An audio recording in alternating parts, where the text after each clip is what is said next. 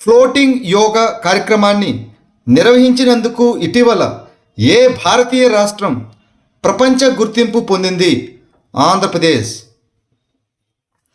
ఇటీవల యోగాంధ్ర 2025 ప్రచారంలో భాగంగా విజయవాడలోని కృష్ణానదిపై ఒక ప్రత్యేకమైన తేలియాడే యోగా కార్యక్రమాన్ని నిర్వహించినందుకు ఆంధ్రప్రదేశ్ ప్రపంచ గుర్తింపు పొందింది.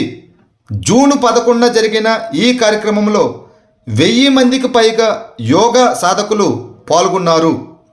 ఈ కార్యక్రమం ఆరోగ్యం, సాంస్కృతిక మరియు సమాజ భాగస్వామ్యాన్ని ప్రోత్సహించడంలో రాష్ట్రం యొక్క సృజనాత్మక విధానాన్ని ప్రదర్శించింది. రాష్ట్రపతి ద్రౌపది ముర్ము ప్రసంగాల ఆధారంగా brings to our hopes volume 2 అనే పుస్తకాన్ని ఎవరు విడుదల చేశారు? రాజ్నాథ్ సింగ్. రాజ్నాథ్ సింగ్ 2025లో రాష్ట్రపతి ద్రౌపది ముర్ము ప్రసంగాల సంకలనం అయిన brings to our hopes volume 2ను విడుదల చేశారు. జూన్ 2025లో హోంమంత్రిత్వ శాఖ ఏ సీనియర్ జర్నలిస్టుకు పద్మభూషణ్ అవార్డును ప్రదానం చేసింది? రామ్ బహదూర్ రాయ్. ప్రముఖ జర్నలిస్టు మరియు Indira Gandhi national centre for the arts trust అధ్యక్షుడైన శ్రీరామ్ బహదూర్ రాయ్కు ఇటీవల హోంమంత్రిత్వ శాఖ డైరెక్టర్ జనరల్ శ్రీ సత్పాల్ చౌహాన్ పద్మభూషణ్ అవార్డును ప్రదానం చేశారు. ఈ అవార్డులో భారత రాష్ట్రపతి సంతకం మరియు ముద్రతో కూడిన ప్రశంసాపత్రం, అదేవిధంగా పతకం ఉంటుంది. మహిళా మరియు శిశు అభివృద్ధి మంత్రిత్వ శాఖ మరియు నైపుణ్యాభివృద్ధి, అదేవిధంగా వ్యవస్థాపకత మంత్రిత్వ శాఖ సంయుక్తంగా ఏ కొత్త ఇనిషియేటివ్ను ప్రారంభించాయి? నవ్య. భారత ప్రభుత్వం జూన్ 24, 2025న ఉత్తరప్రదేశ్లోని సోన్భద్రలో నవ్య అనగా nurturing aspiration through vocational training for young adolescent గర్ల్స్ను ప్రారంభించింది. మహిళా మరియు శిశు అభివృద్ధి మంత్రిత్వ శాఖ, అదేవిధంగా నైపుణ్య అభివృద్ధి మరియు వ్యవస్థాపకత మంత్రిత్వ శాఖ సంయుక్తంగా ప్రారంభించిన ఈ కార్యక్రమం 16-18 సంవత్సరాల వయసు గల కౌమార దశలో ఉన్న బాలికలను వృత్తి నైపుణ్యాలతో, ముఖ్యంగా సంప్రదాయేతర రంగాలలో సాధికారపరచడం లక్ష్యంగా పెట్టుకుంది. ఉల్లాస్ నవభారత్ సాక్షరత కార్యక్రమం కింద భారతదేశంలో 3వ పూర్తి అక్షరాస్యత కలిగిన రాష్ట్రంగా ఏ రాష్ట్రం అవతరించింది? త్రిపుర. ఉల్లాస్ నవభారత్ సాక్షరత కార్యక్రమం కింద త్రిపుర 100% అక్షరాస్యతను సాధించింది. కేరళ మరియు మిజోరంలను కలిపి భారతదేశంలో 3వ పూర్తి అక్షరాస్యత రాష్ట్రంగా నిలిచింది. అదేవిధంగా మిజోరం మరియు గోవా తర్వాత పూర్తి క్రియాత్మక అక్షరాస్యత సాధించిన దేశంలో త్రిపుర 3వ రాష్ట్రంగా అవతరించింది. 2022 నుండి 27 వరకు అమలు చేయబడిన కేంద్ర ప్రాయోజిత పథకం ఉల్లాస్ నవభారత్ సాక్షరత కార్యక్రమం కింద త్రిపుర రాష్ట్రం అవతరించింది. ప్రభుత్వ ఈ మార్కెట్ ప్లేస్ ద్వారా డిజిటల్ సేకరణలో ఏ రాష్ట్రం అగ్రస్థానంలో నిలిచింది? ఉత్తరప్రదేశ్. ఇటీవల కేంద్ర వాణిజ్య మరియు పరిశ్రమల మంత్రి పీయూష్ గోయల్ ప్రభుత్వ సేకరణలో ప్రభుత్వ ఈ మార్కెట్ ప్లేస్ పోర్టల్ను అత్యుత్తమంగా ఉపయోగించినందుకు ఉత్తరప్రదేశ్ను ప్రశంసించారు. 2024-25 ఆర్థిక సంవత్సరంలోనే ఉత్తరప్రదేశ్ 5.43 లక్షల కోట్ల విలువైన 72 లక్షలకు పైగా సేకరణ ఆర్డర్లను పూర్తి చేసింది. ప్రభుత్వ ఈ మార్కెట్ ప్లేస్ అనేది పారదర్శకత మరియు పోటీతత్వాన్ని నిర్ధారించడానికి కేంద్ర మరియు రాష్ట్ర ప్రభుత్వ సంస్థలు వస్తువులు మరియు సేవలను కొనుగోలు చేయడానికి ఇదొక ఆన్లైన్ పోర్టల్.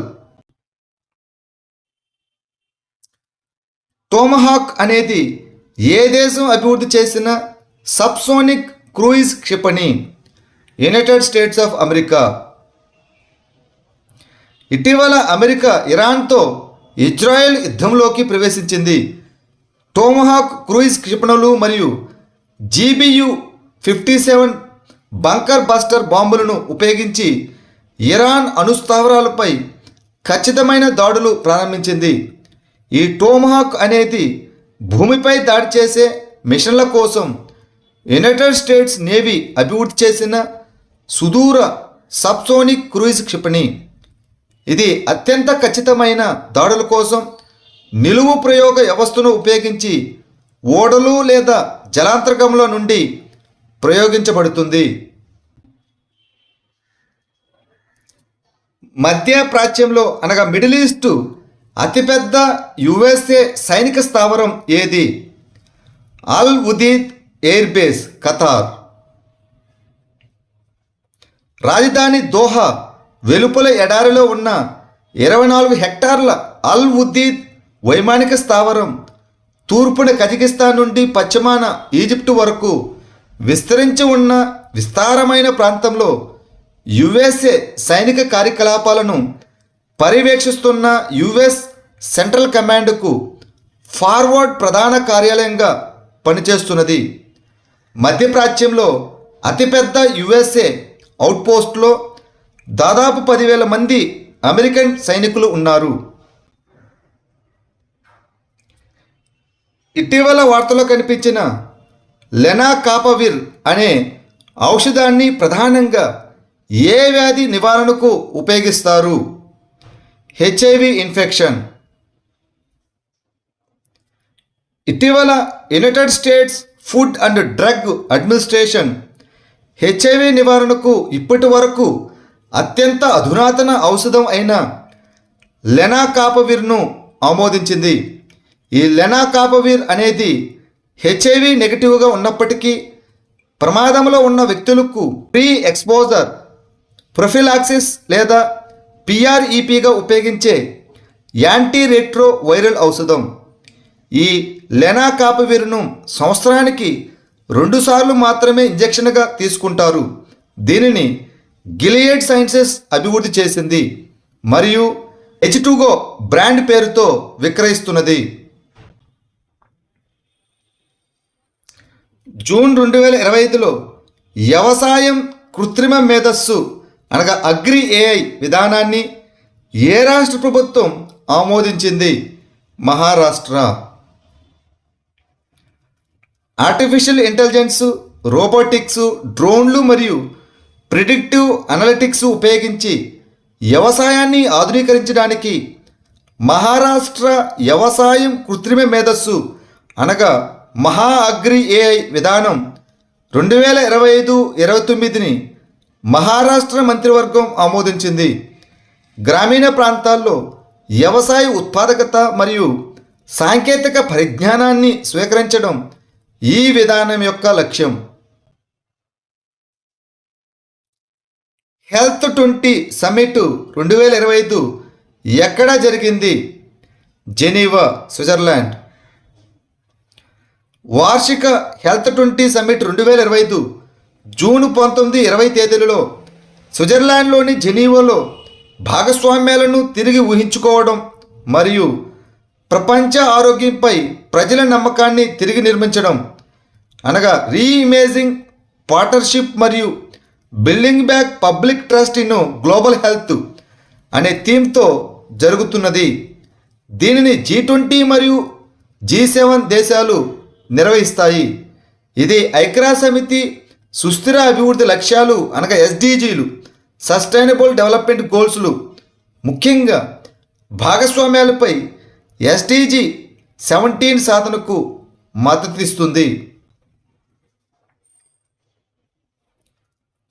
పర్యావరణ పరిరక్షణ ప్రయత్నాలను బలోపేతం చేయడానికి మాగి వసుంధర ప్రచారం 6.0ను ఏ రాష్ట్ర ప్రభుత్వం ప్రారంభించింది మహారాష్ట్ర. ఇటీవల మహారాష్ట్ర ప్రభుత్వం మాఘీ వసుంధర ప్రచారం 6.0ను ఏప్రిల్ 1, 2025 నుండి మార్చి 31, 2026 వరకు ప్రారంభించినట్లు ప్రకటించింది. దీనికి పర్యావరణం మరియు వాతావరణ మార్పుల శాఖ నాయకత్వం వహిస్తుంది. ఈ ప్రచారం పర్యావరణ పరిరక్షణను ప్రోత్సహిస్తుంది, వాతావరణ అవగాహనను వ్యాప్తి చేయడం, పర్యావరణ అనుకూల జీవనశైలిని ప్రోత్సహించడం, కార్బన్ ఉద్గారాలను తగ్గించడం మరియు గ్రీన్ హౌస్ వాయువులను నియంత్రించడం దీని యొక్క లక్ష్యం. ప్రపంచ పెట్టుబడి నివేదిక 2025ను ఏ సంస్థ విడుదల చేసింది? వాణిజ్యంపై ఐక్యరాజ్య సమితి సమావేశం మరియు అభివృద్ధి UNCTAD, United nations conference on trade and development. విదేశీ ప్రత్యక్ష పెట్టుబడులు కోసం ప్రపంచ గమ్యస్థానాలలో భారతదేశం 2024లో 15వ స్థానానికి చేరుకుంది.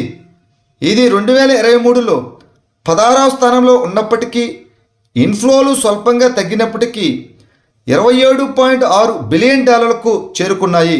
దీనిని ఐక్యరాజ్య సమితి వాణిజ్యం మరియు అభివృద్ధి సమావేశం అనగా UNCTAD ప్రపంచ పెట్టుబడి నివేదిక 2025ను నివేదించింది. ఇటీవల వార్తల్లో నిలిచిన చియోస్ ద్వీపం ఏ దేశంతో సంబంధం కలిగి ఉంది? గ్రీస్ దేశం. ఇటీవల తూర్పు ఏజియన్ సముద్రంలోని ప్రధాన పట్టణం చియోస్ ద్వీపం సమీపంలో ఒక పెద్ద కార్చిచ్చు చెలరేగింది. ఈ చియోస్ అనేది టర్కీ పశ్చిమ తీరానికి కేవలం 8 కిలోమీటర్ల దూరంలో ఉన్న ఏజియన్ సముద్రంలో ఉన్న ఒక గ్రీకు ద్వీపం. ఇది గ్రీసులో 5వ అతిపెద్ద ద్వీపం. చియోసు మాస్టిక్ గమ్ ఉత్పత్తికి ప్రసిద్ధి చెందింది మరియు దీనిని తరచుగా మాస్టిక్ ద్వీపం అని కూడా పిలుస్తారు. చాలా కాలంగా వార్తల్లో కనిపించిన మౌంట్ డెనాలి ఏ ఖండంలోని ఎత్తైన శిఖరం? ఉత్తర అమెరికా. కేరళకు చెందిన పర్వతారోహకుడు షేక్ హాసన్ ఖాన్ ప్రస్తుతం తీవ్రమైన మంచు తుఫాను కారణంగా మౌంట్ డెనాలిపై 17,000 అడుగుల ఎత్తులో చిక్కుకుపోయాడు. మౌంట్ మెకన్లీ అని కూడా పిలువబడే ఈ మౌంట్ డెనాలి ఉత్తర అమెరికాలో ఎత్తైన శిఖరం. డెనాలి అనే పేరు అలాస్కాలో మాట్లాడే కొయికాన్ భాషలోని దీనాలి అనే పదం నుండి వచ్చింది. ఇది యునైటెడ్ స్టేట్స్లోని దక్షిణ మధ్య అలాస్కాలోని డెనాలి ఫాల్ట్ పైన ఉన్న అలాస్కా శ్రేణిలో ఉంది. ఇటీవల అంచనాల కమిటీల జాతీయ సమావేశం ఎక్కడ ప్రారంభమైంది? ముంబై. ఇటీవల లోక్సభ స్పీకర్ ఓం బిర్లా ముంబైలో పార్లమెంటు మరియు రాష్ట్రాలు అదేవిధంగా కేంద్రపాలిత ప్రాంతాలు శాసనసభల అంచనాల కమిటీల 2 రోజుల జాతీయ సమావేశాన్ని ప్రారంభించారు. పాలనను మెరుగుపరచడంలో మరియు పరిపాలన సంస్కరణను ముందుకు తీసుకురావడంలో ఈ కమిటీలు ముఖ్యమైన పాత్ర పోషిస్తాయని హైలైట్ చేయబడింది. పౌర సంక్షేమం కోసం కమిటీలు చేసిన సిఫారసుల్లో దాదాపు 90% అమలు చేయబడ్డాయి. కమిటీ పనితీరును మరింత మెరుగుపరచడానికి ఆధునిక సాంకేతిక పరిజ్ఞానాన్ని ఉపయోగించడాన్ని ప్రోత్సహించారు.